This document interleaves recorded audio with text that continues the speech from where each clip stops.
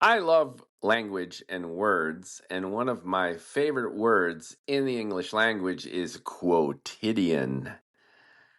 And it essentially means occurring every day, habitual, and in an ancillary way, it's ordinary. It happens every day, so it's mundane. It's nothing special. We take it for granted. And another meaning in medicine denotes the malignant form of malaria is quotidian. And I guess they're related, where malaria is so common. And when you get zapped by malaria, it becomes your quotidian. It's not mundane, but it's kind of awful. And there's this subtext to the use of quotidian, which is usually negative. So if you say that's the quotidian, it's like, well, it's kind of boring. That's because it's so pervasive, it's so routine. We take it for granted, but it's de facto dull and uninteresting because it's so ubiquitous. I like this connection between the ubiquity of something and its simultaneous banality and medical danger. So, if we apply the term quotidian to our American lives in the year 2025, then I think a key aspect of that quotidian is we're becoming even more selfish and self absorbed, materialistic, and greedy. Now that attention is the number one value, so much so that we're like the Red Queen in Alice's Wonderland, who has to keep running just to stay in place. It's like we need to keep yelling at each other just to stay relevant. And the more shitty we are to each other, the more attention we're able to gain and sustain on social media. And the cat chases its own shitty tail round and round, where we yell louder and louder above the noise, like being in a New York restaurant where you can't hear the person right across from you because everyone has to scream just to be heard at all. It's the same thing in our society. And at the heart of it all is the psychological archetype that goes back to the Greeks, which is the narcissist.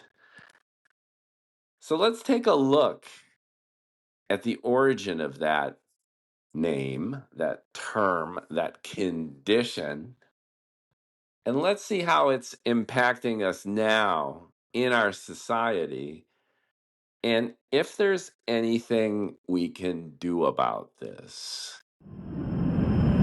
Welcome to the No Hair, All Heart podcast. I am your no hair, bald host, Mookie Spitz, but I got tons of heart, and I want to focus on how we can vaccinate ourselves against narcissism and narcissists, because after all, abuse takes two to tango. So maybe we can learn a few simple techniques for our own self-protection, maybe even a better life, amid this quotidian of general awfulness that we find ourselves in. In Greek mythology, Narcissus was a hunter from Thespia in Boeotia, alternatively Mimas, or modern-day Karaburin, Izmir, who was known for his beauty. According to Tzitzis, a historian, he rejected all romantic advances, eventually falling in love with his own reflection in a pool of water. staring at it for the remainder of his life. After he died, in his place sprouted a flower bearing his name. The character of Narcissus is the origin of the term narcissism, a fixation with oneself. This quality, in turn, contributes to the definition of narcissistic personality disorder, a psychiatric condition marked by grandiosity, excessive need for attention and admiration, and an inability to empathize. Now, we always have a tendency of assigning some kind of clinical condition. And in this case, it might be assigning some medical terminology to being an asshole. But there could be some truth to this, at least in the sense of being net negative for society today. And the reason the medical condition might be a stretch or its own kind of clinical rationalization is narcissists might very well have had a social Darwinian function when society was different, when we were running around out there in little tribes, zero technology, zero air quote civilization. But they sure are a pain in the ass now. And like the myth of Laius and Chrysippus, the myth of Sisyphus is a cautionary tale. And it's a story meant to teach by counterexample. Don't be like this guy staring at his reflection until he drops. Even back then, the ancient Greeks recognized that this was a malignant type of phenomena in any society. Susie Kassem is someone on one of my social feeds, and I am quoting her verbatim just because this is very emotional and is spontaneous and direct and evocative of dealing with the narcissistic type. And I'm sure anyone listening to this can relate. Sometimes there's just no satisfying people. The key is to know you have done your best and are still open to help just on terms you can live with, not theirs. Tell me if you've ever had to deal with these kinds of people. The kind who take and don't give. The kind to whom you give and they keep asking. The kind to whom you give and they say you gave nothing. The kind whom have never offered anything but act like they're the ones providing everything. The kind you give but take more than you give. And when they have already taken everything, they get mad at you when you say you have nothing more to give. The unforgiving, the misgiving, wastefully living, and selfishly driven. The rat that never gives back yet is so quick to attack because they think the word taking seriously means giving. By their nature, narcissists trigger us. And we've had various approaches to thwart this. But they also seem to fail us. It's all really about this triggering. That's how they get the attention they endlessly, insatiably crave. That's how they coerce us to fulfill their infinite desires with zero concern for ours. Depending on our attachment type and personal history, we either confront them or succumb to them, usually an uncomfortable and ineffective combination of both. Made anxious by their manipulation, our spidey senses tingle and we go on the attack. But narcissists are the Tai Chi masters of emotional confrontation, experts at throwing accusation and outrage right back in our faces. That's the essence of adroit gaslighting, blaming the victim for their own victimization. Our complaints are invalidated, demonstrated to be erroneous, and actually a sign that we're the narcissist. It's always our fault. That's what's fascinating about this type of personality. Remember Narcissus at the edge of the river, looking at his own reflection. It's a worship of self through that reflection, through that projection in this case. It's all about the other through oneself. And by blaming you for being who they are, that's the ultimate switcheroo, and it fits this obsession with themselves, in this case, through the other. Another strategy is to avoid the narcissist, ignore their abuse, or downplay it as just a small, if sometimes annoying, part of an otherwise rewarding relationship. Nobody's perfect, right? Everyone's going to be a little bit of a pain in the ass. But be careful, narcissists are sharks and smell blood in the water. Those tiny wounds are access points to robbing our soul. They know our hot and cold buttons and play them to make the music they want, when they want it. If we behave, we are rewarded. If we don't, they punish us. This is another characteristic of narcissists, and another paradox of their personality. Even though they are so utterly self absorbed, they are expertly tuned in to your every mood, at least through the lens of coming to understand your weaknesses and your points of vulnerability. They are obsessed by you. Isn't that odd? Narcissus staring at his own reflection, going back to that projection and that role reversal. The narcissist is, along similar lines, some of the best judges of behavior and character in those around them. Fascinating.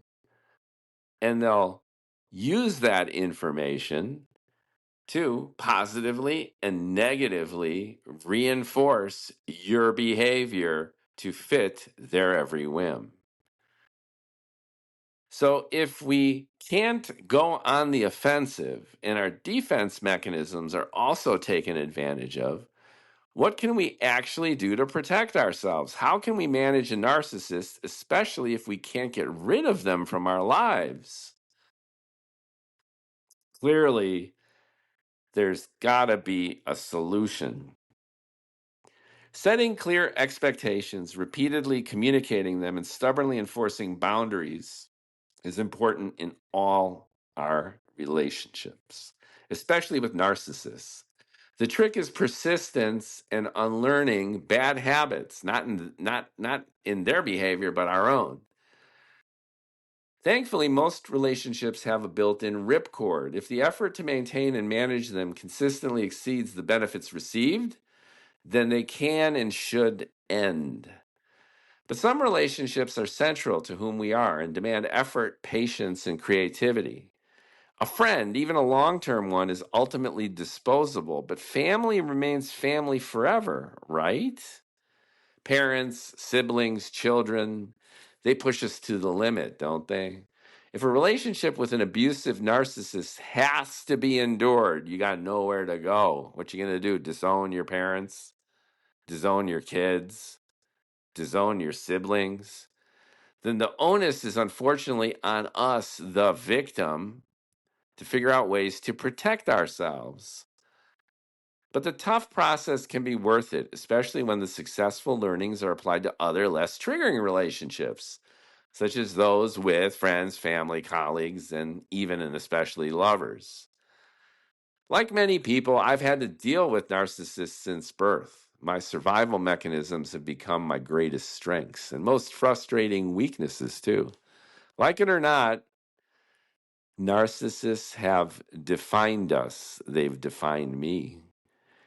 We all go to school for a quarter of our lives, yet these critical narcissist management skills are never taught. They make that joke that, I've read the world's literature, but I can't do my taxes, balance my checkbook, or fix a sink. Same with relationships, right? When we learn anything in school about be careful of this personality type, never. We're all on our own to figure out how to navigate through these emotional minefields for the rest of our lives. After more than half a century in my life, I'm still figuring this stuff out. Ghosts continue to haunt me, demanding people continue to taunt me. They remain in my life because I need to learn more of these vital but tough lessons about them, but most importantly, about myself. End of the day, it all comes down to how I handle them, how I handle them. They'll never change, only I can. And how I deal with them will benefit my relationships with others who are far less demanding and far more supportive and loving. So here's the step-by-step method for vaccinating oneself against narcissists. These thoughts that I laid out above sound promising in principle, but we need to put them into practice here. What's worked for me might not work for you, so take these strategies with a grain of self-help salt. I mean well. Last I checked, I'm not a narcissist, although especially lovers might have sometimes reached the conclusion that I was ultimately always all about myself.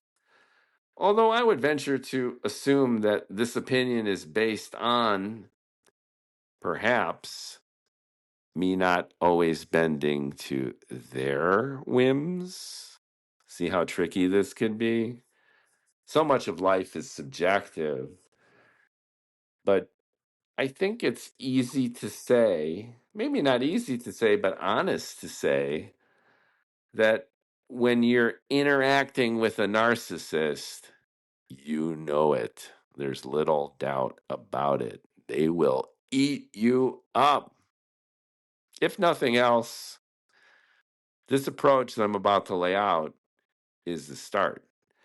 I'm still learning. I'm curious about your opinion, but these steps have more or less worked for me, and I'm sharing them with you now as part of a dialogue to see if they help, and partly a catharsis on my part to just let it out and maybe, hopefully, do a better job at applying them.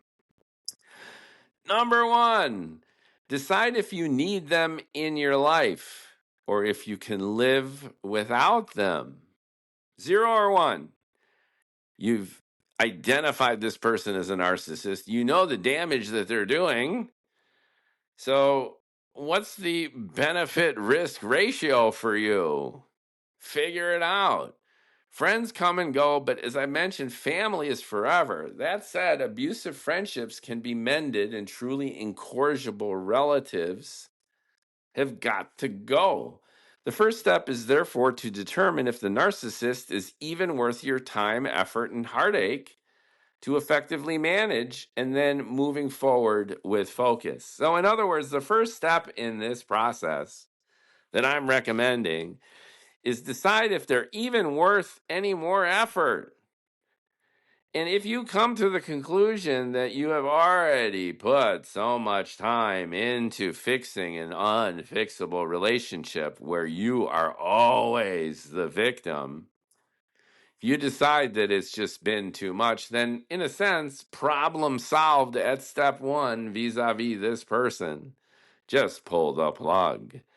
But if you decide, based on your relationship with them, that they're worth it, or that you are unable to jettison them for whatever reason, then proceed to the next step, which is number 2. Understand that they will never, ever change. That sounds defeatist and hopeless, but is actually realistic and inspirational. If you answer the first question and decide that, yes, your relationship with a narcissist is worth keeping, as I mentioned, then that shifts all the responsibility for change onto your own shoulders. and automatically leads you to the third step, which we'll cover in a second. So just to summarize, there aren't too many steps here, but let's be clear. Number one is decide if they're worth it.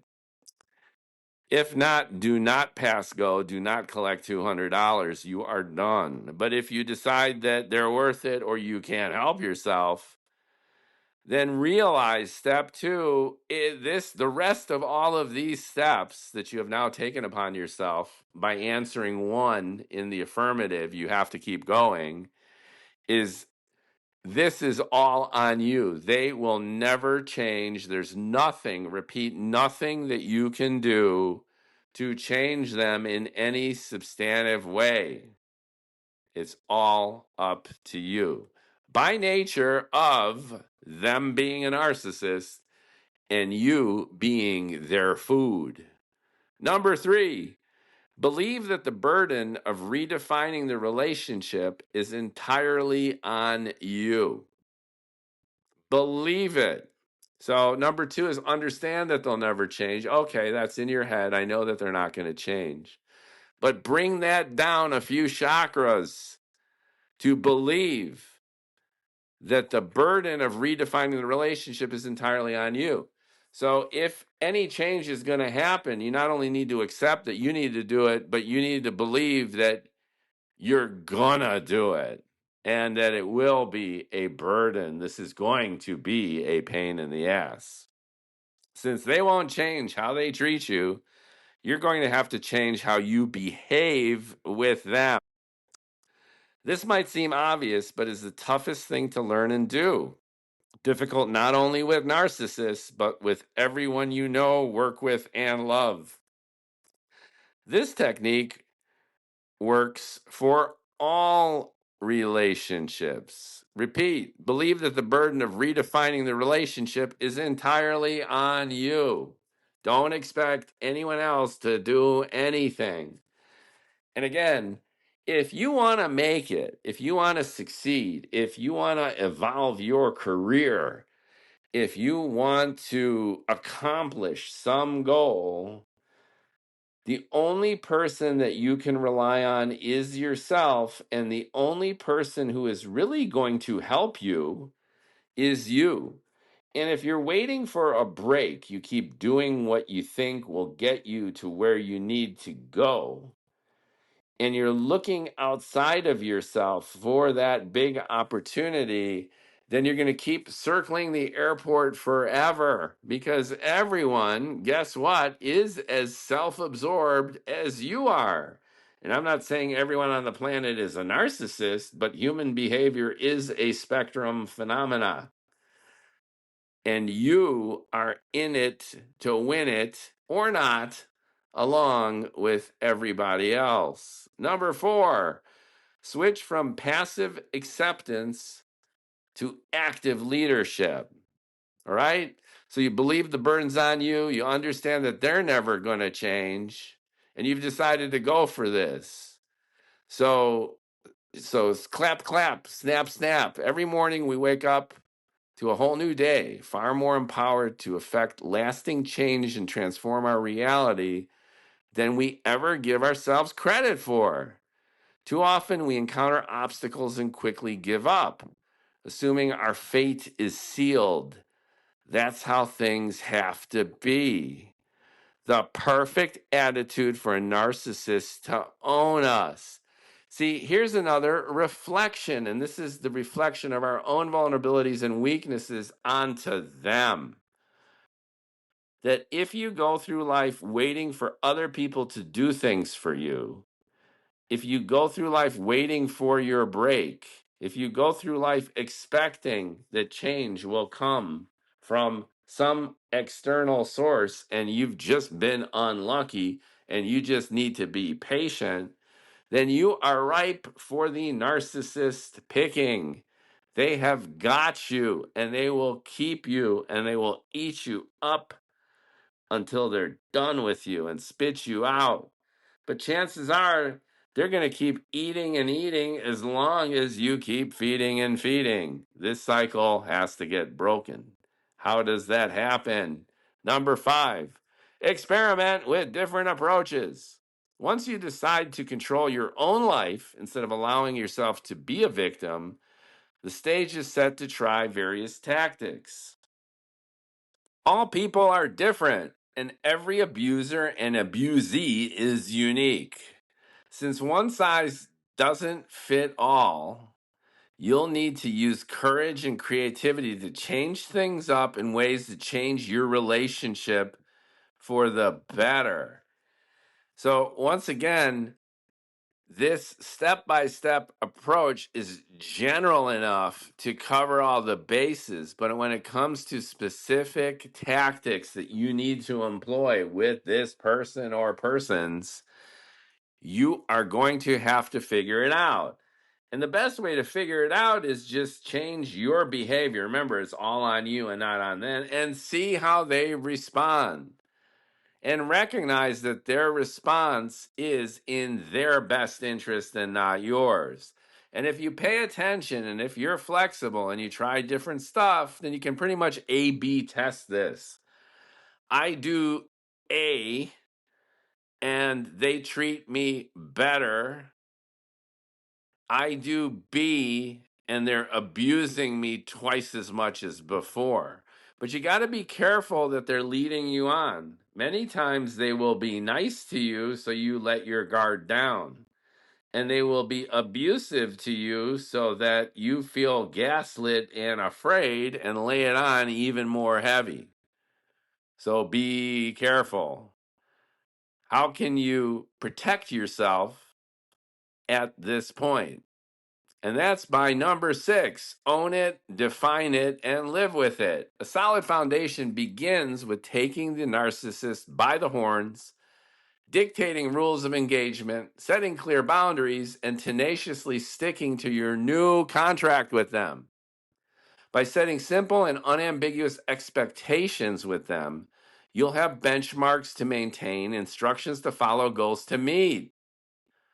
Own it, define it, and live it. In other words, an expression of your willingness and enthusiasm to flip it from a passive situation to an active one, combined with your willingness and flexibility to experiment, you are starting to call the shots. You have flipped the narrative.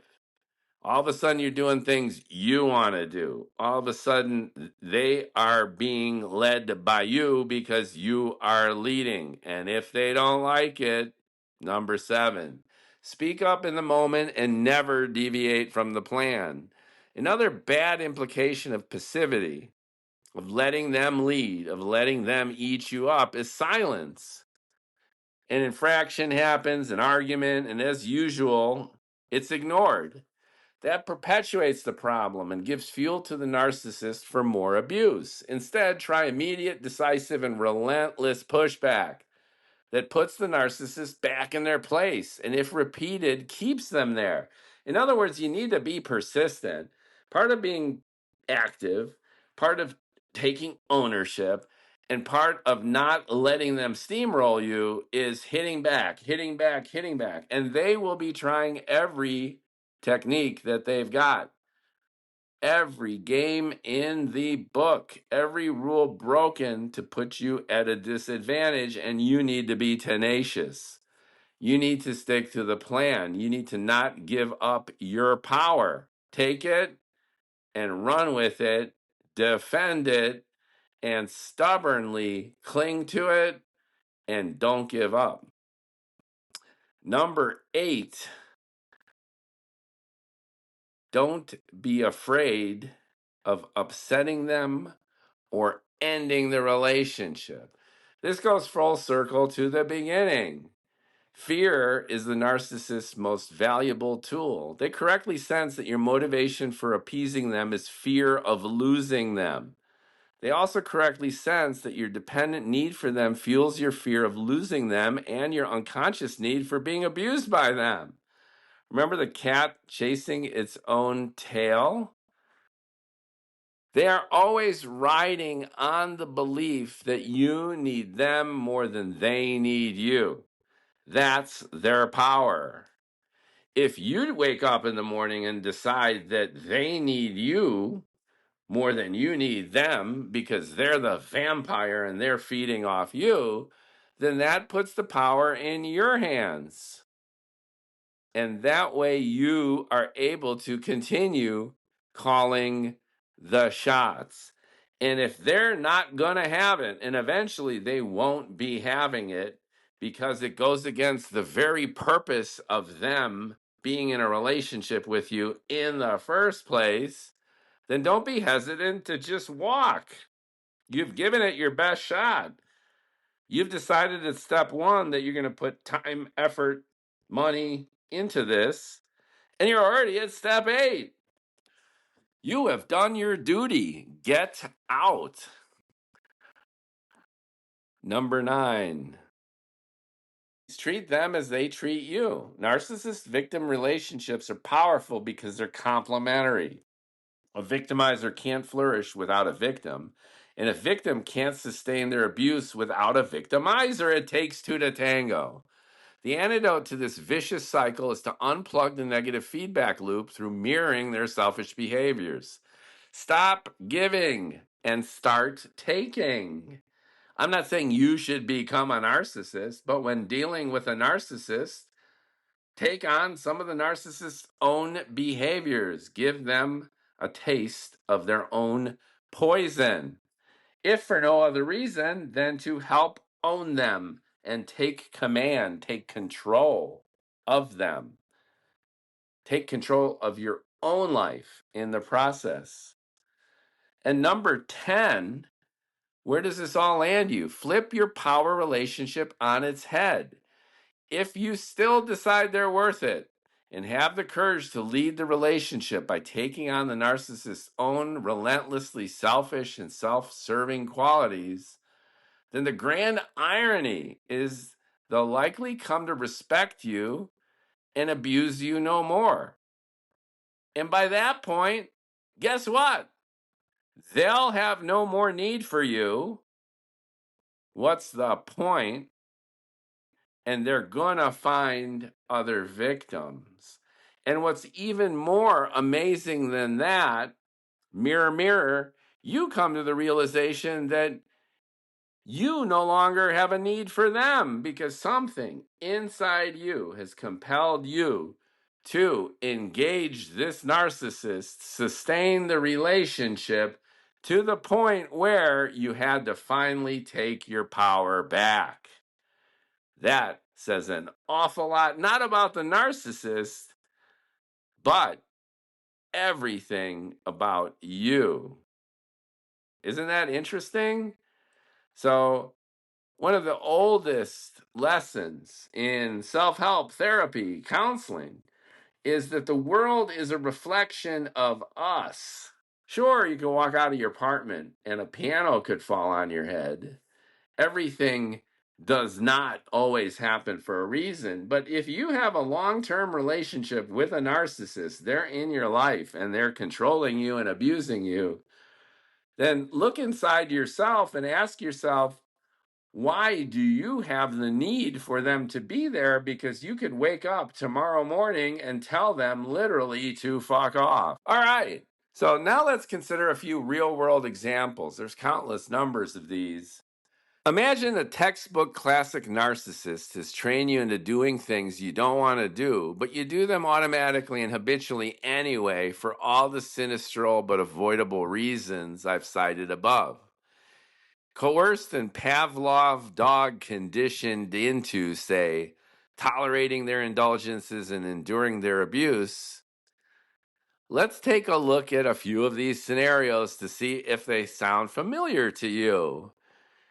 And do you think, given these scenarios, finding analogs in your own relationship with a narcissist or narcissists, do you think that the simple solutions 1 to 10 above could be applied? Homework workshop style.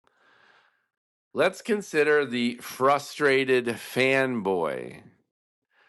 They are always the star, and you are their devoted and exclusive audience, coach, therapist, consultant, best friend, and gopher. going for their coffee and basically being their tool at their beck and call. Since it's always all about them all the time, any moment you shine in this relationship, they immediately shit all over you and your accomplishments. So you've been rah, rah, rah, all about them all the time. And then, hey, today you did something cool. Not that you're expecting quid pro quo, but come on. Dream on. The opposite's going to happen. They're going to do everything to shut your ass down. Why? Do they appreciate everything that you've been giving them through your adoration and generosity? No, they see you as a sucker. Sorry, it's just true. You've been pouring it on for your own reasons. You need to give, give, give like Harvey Keitel in Scorsese's Mean Streets. You keep giving, giving, giving. They keep taking, taking, taking, and they will continue to do so. And when you flip that roll around, mirror, mirror, oh, ho, ho, ho, no, they're not having that. You are toast, and they're going to let you know about it. So what's the solution here? Well, stop buying tickets to their show and stop carrying all their gear to it. You're piling your own van full of their drum set, driving it to the venue, helping them unload. You're their roadie, you're their fan club. You're taking photos of the show and posting it on social media. They're the star. They don't give a shit about you, and they are using you, and you are willfully being used. Stop that. It's not them, it's you.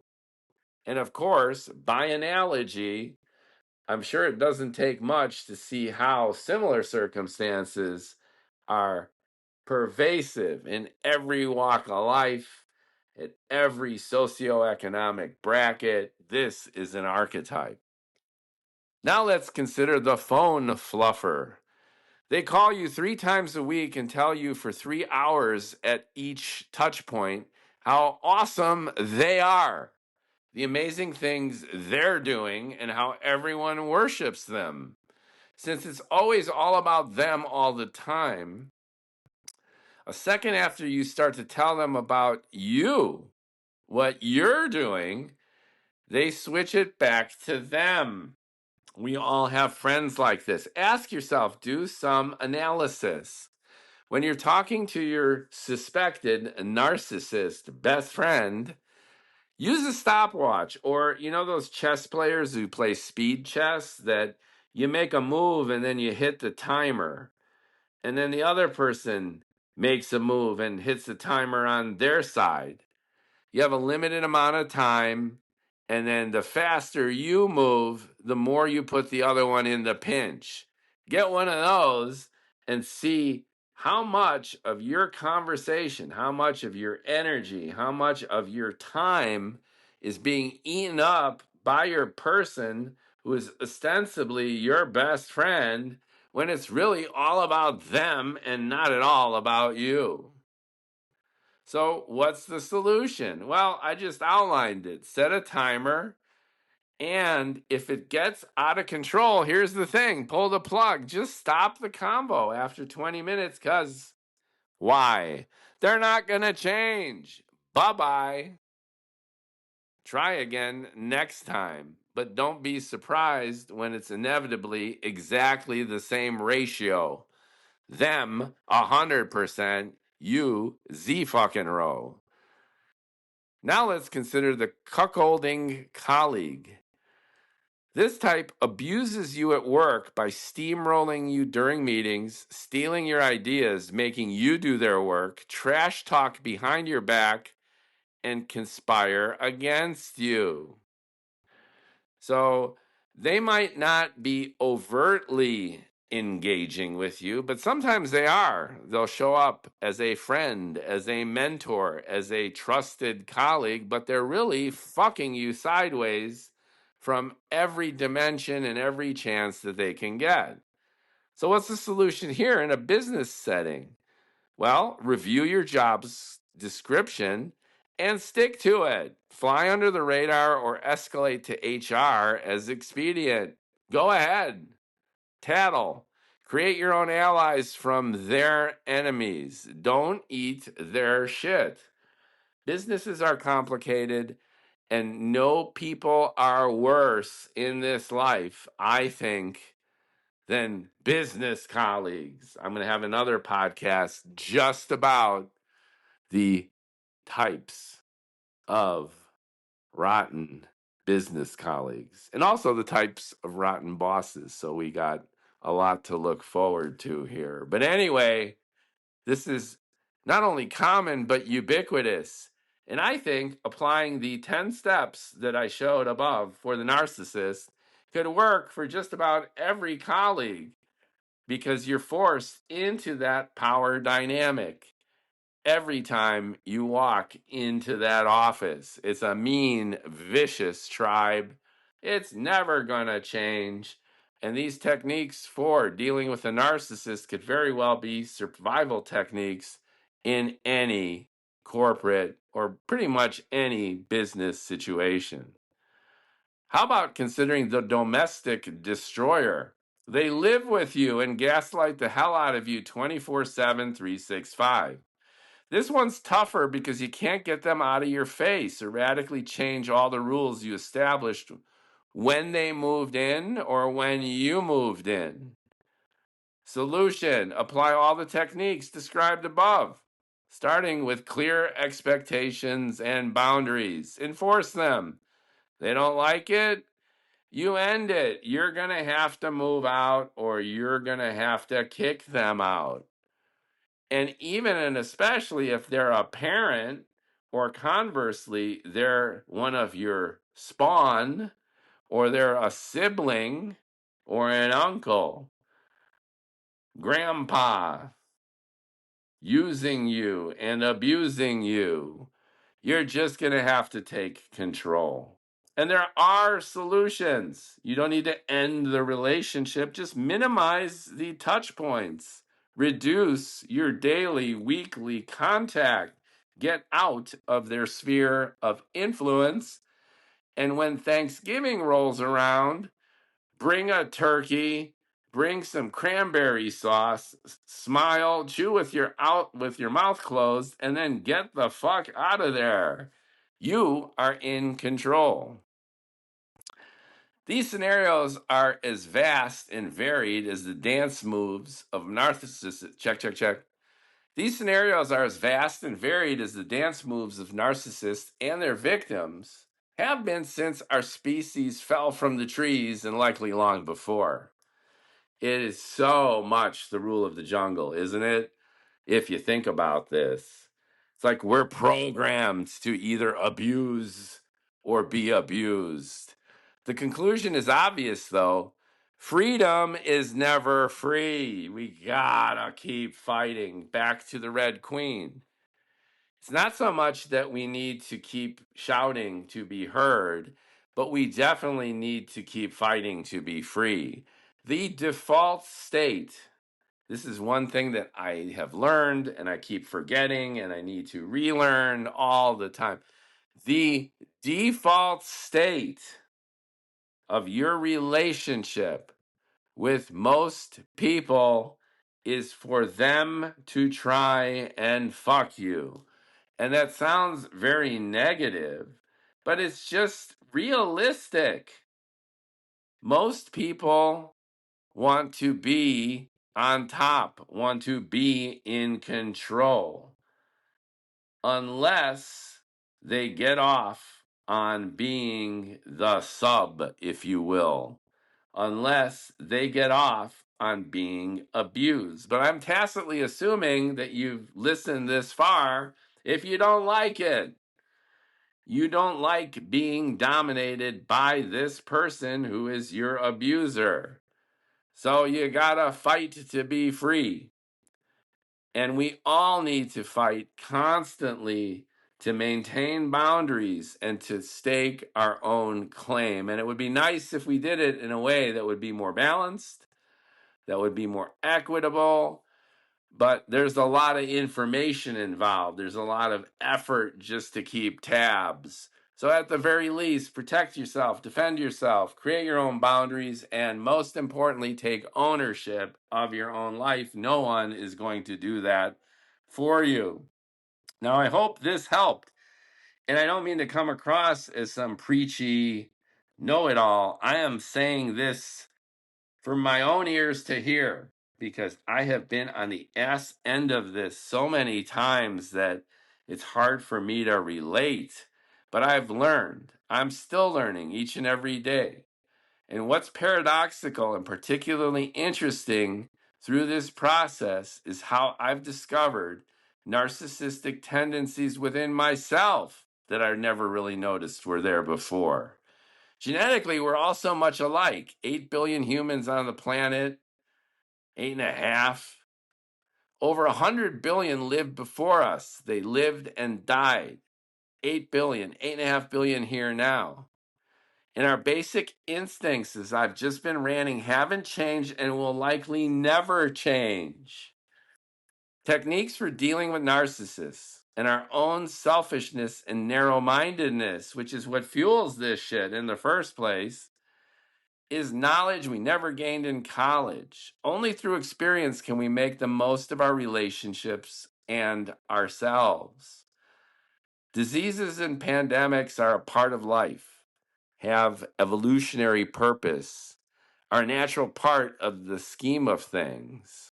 So good luck with your inoculation, the 10 steps.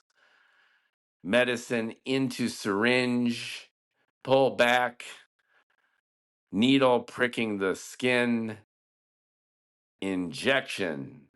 And let me know what you think.